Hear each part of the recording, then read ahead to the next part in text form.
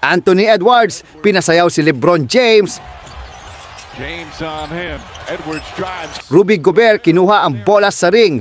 Pati ang batang fans ni LeBron na pa wow sa ginawa ni LeBron. A one-point game.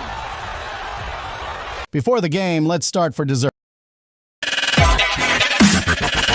Game 3 ng Los Angeles Lakers versus Minnesota Timberwolves. Anthony Edwards binubuli lang si Reeves. Edwards.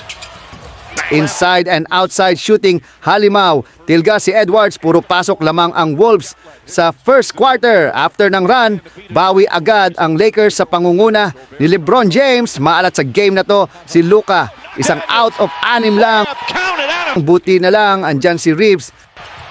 Doncic kicks it out. Reeves, good open look for three. That's good. Right there. Dito ang lupit ng block ni Rudy Gobert.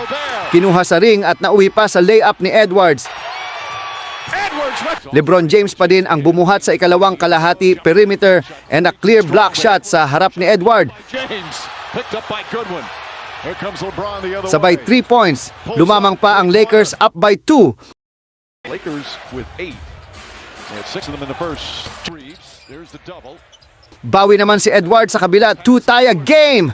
After that, dito na nagparamdam si Luka sa second half. Daniels plays him well, but Doncic's nice fake. Good defense from Edwards. Doncic has to take a contested three. Kaya lang bawi naman ni Edward ang dalawang magkasunod na tres sabay turo pa kay Luka. Wide open, chance to set. Fourth.